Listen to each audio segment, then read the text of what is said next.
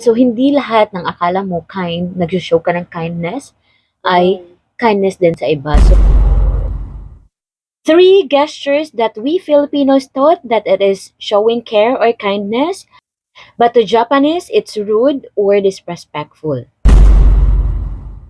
Hi mga kambal, Rigides. Isa akong intern dito sa Japan. So today, let's talk about the three most common gestures that we Filipinos think that it is kind or showing care to someone else, but to Japanese, it's kind of rude or they thought that it is disrespectful.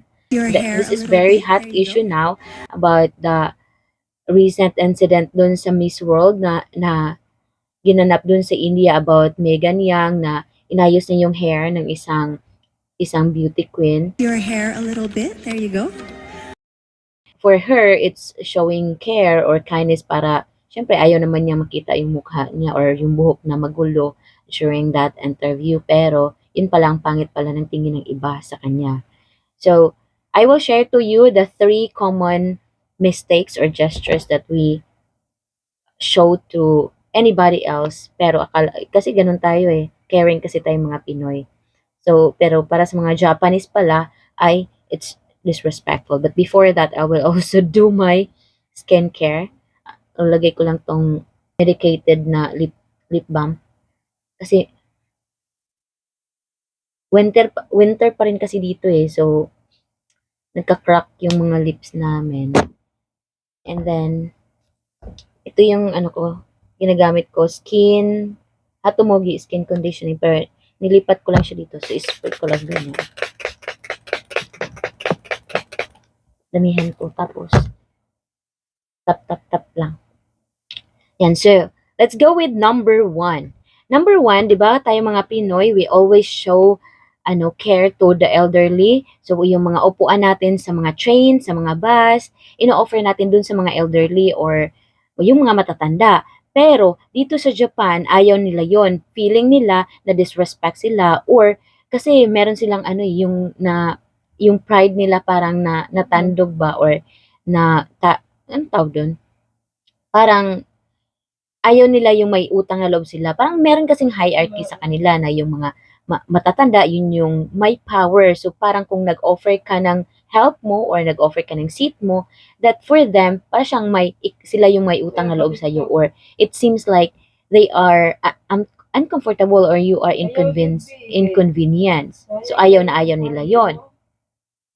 Number 2, matatanda na kasi yung mga Japanese, 'di ba? Mostly kasi dito sa Japan konti na lang yung mga bata, mas marami yung numbers dun sa mga matatanda. So kahit nakakita ka sa kanila diyan sa daan nga nag-ugod-ugod na, huwag mo silang tulungan. Kasi kung tutulungan mo sila, para sa kanila nun, nagde-disrespect ka sa kanila. So that I'm gonna use. Second, I'm gonna use this medicated lotion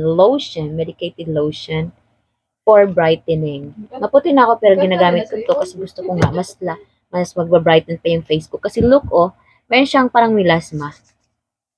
Ganun tap ko lang. Yan. Yung sabon ko rin pala ginagamit ko Hatomogi. Yun lang kasi yung mura pero effective siya. Wala siyang amoy.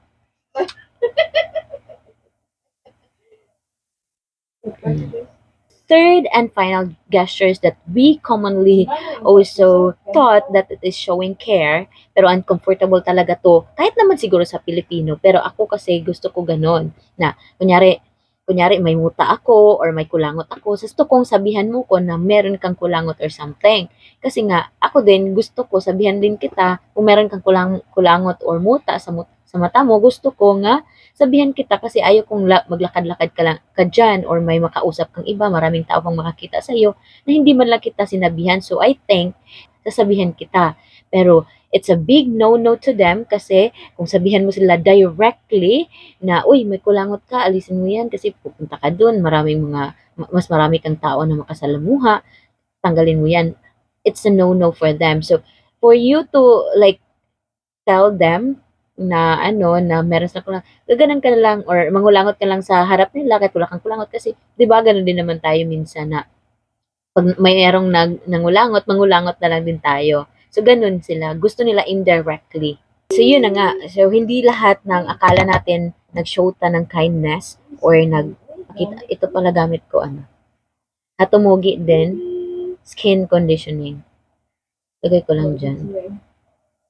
Pero pag umaga, lalagyan ko ng sunscreen. Kasi kahit winter pa dito, nasa sunscreen pa na ako kasi nga natatakot ako sa melasma eh.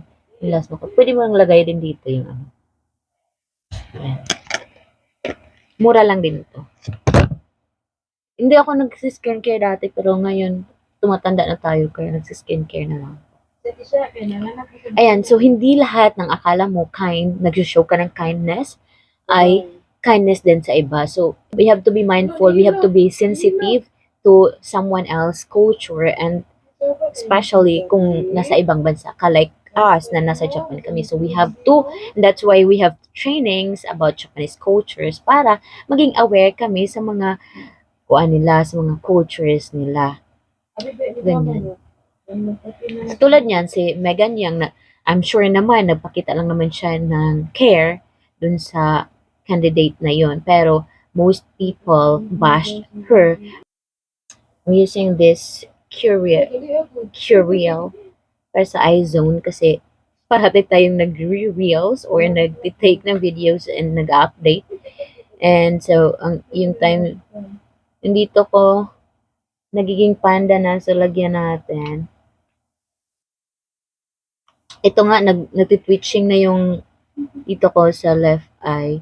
Nawawala, matagal na to eh, pero nawawala lang siya kapag matulog ako ng more than 8 hours a night. Pero hindi, I cannot afford to sleep 8 hours a night na. And that's why umabalik siya. Nagtitwitching involuntarily. Oh, look at that.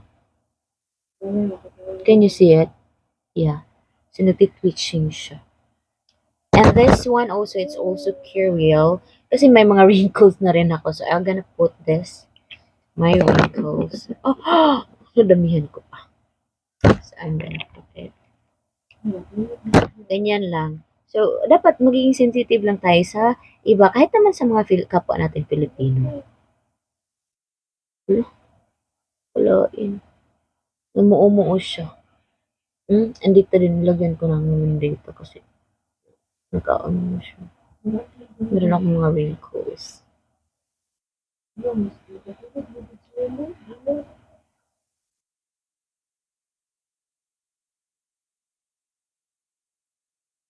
So yun, you cannot please anybody. Being sensitive to someone else culture and personal space, it's the basic fundamental act of sympathy and respect.